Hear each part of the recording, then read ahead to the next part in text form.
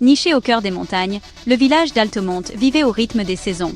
Les habitants, rudes et taciturnes, travaillaient la terre et le bois.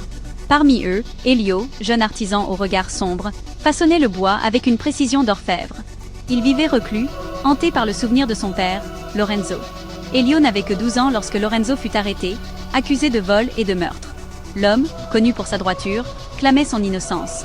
Mais ses paroles se perdirent dans le vent glacial qui balayait les cimes. Elio se souvenait de ce jour funeste, le jour où son père fut emmené sur la place publique. Le jour où la sentence tomba, brutale et définitive. Depuis, le silence s'était abattu sur Elio. Il se réfugiait dans son atelier, cherchant refuge dans le parfum âcre du bois brûlé et le bruit sourd de son marteau. Mais la plaie restait ouverte. Le désir de vérité le rongeait de l'intérieur. Il ne pouvait se résoudre à croire que son père, cet homme, bon et juste, était un criminel. Un soir d'hiver, alors qu'Elio rangeait l'atelier de son père, il découvrit un double fond sous l'établi. À l'intérieur, un vieux cahier relié de cuir. Le journal intime du père Alessandro, ancien prêtre d'Altemonte, exilé pour avoir osé défier les puissants du village. Le cœur battant, Elio ouvrit le journal. Les mots du père Alessandro, tracés à l'encre noire, semblaient imprégnés de la même colère sourde qui le consumait. Le prêtre racontait la vérité sur la nuit du crime. Il avait été témoin, caché dans l'ombre de l'église.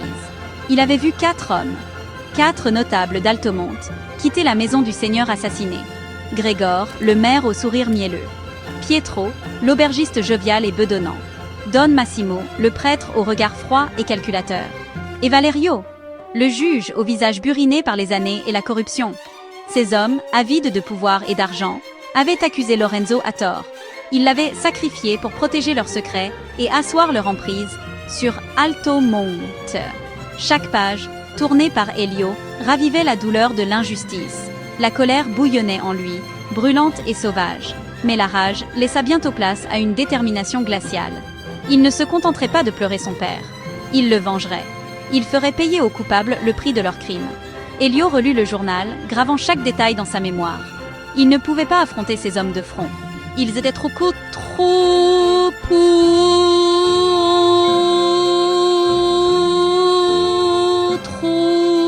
bien.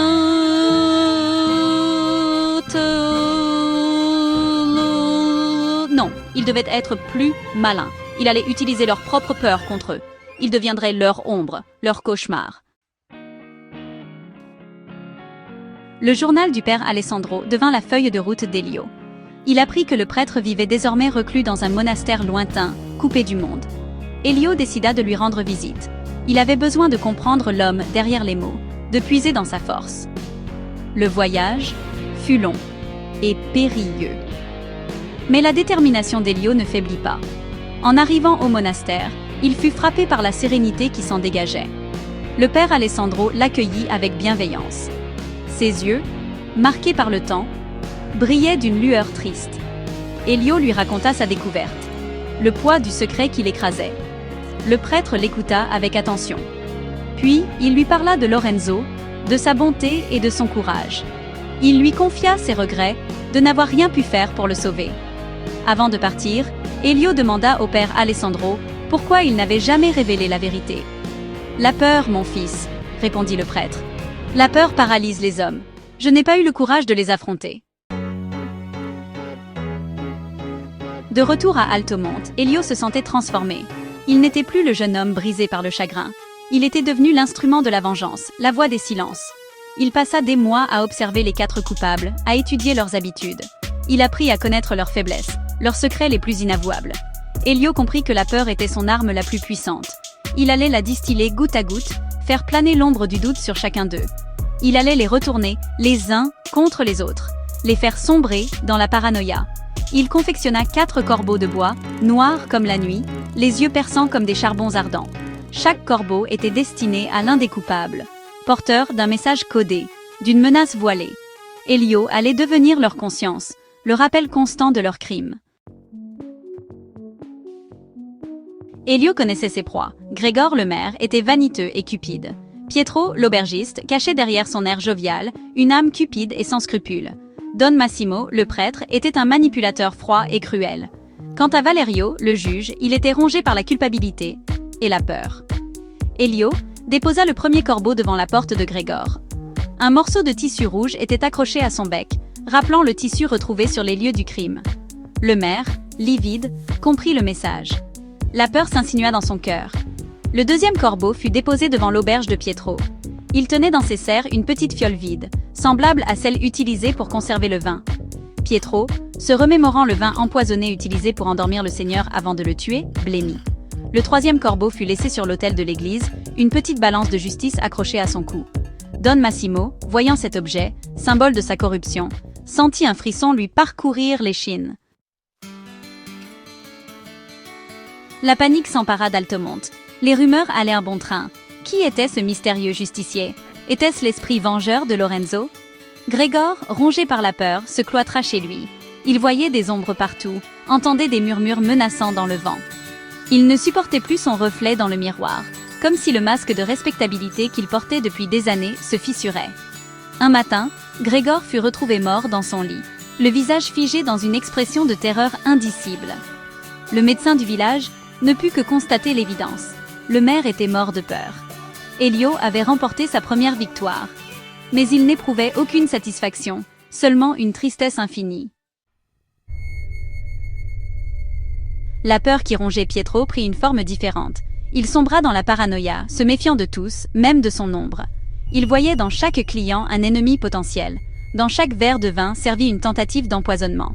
Elio, observant chaque réaction, chaque changement de comportement, décida de frapper à nouveau.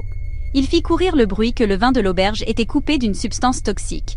Bientôt, plus personne n'osa franchir le seuil de l'établissement. Ruiné et désespéré, Pietro sombra dans la folie. Il errait dans les rues d'Altomonte, hurlant son innocence à qui voulait l'entendre. Mais personne ne l'écoutait. Il était devenu un pestiféré, un paria. Elio le regardait de loin, le cœur serré. Il ne ressentait aucune joie, seulement une profonde tristesse. Le village, autrefois endormi dans ses certitudes, était en ébullition. La justice des hommes, lente et corrompue, semblait impuissante face à la justice silencieuse qui s'abattait sur Altomonte. Certains parlèrent de malédiction, d'autres de vengeance divine. Elio, caché dans l'ombre, observait. Il savait que sa vengeance n'était pas terminée. 2 coupables restaient à punir, Don Massimo et Valerio. Mais il ne pouvait se résoudre à leur infliger le même sort qu'à Grégor et Pietro. Il comprenait désormais que la vraie justice ne résidait pas dans la mort, mais dans la vérité. Il devait trouver un moyen de les forcer à avouer, de les confronter à leurs actes devant tout le village. Elio mit au point un plan audacieux et risqué.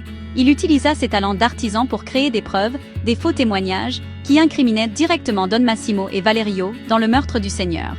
Il plaça ces éléments sur leur chemin, s'assurant qu'ils les découvrent.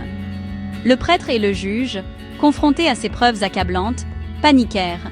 Ils comprirent que quelqu'un connaissait leurs secrets, qu'ils ne pouvaient plus se cacher. Lors d'une assemblée publique, acculés par la peur et la culpabilité, ils finirent par avouer leurs crimes.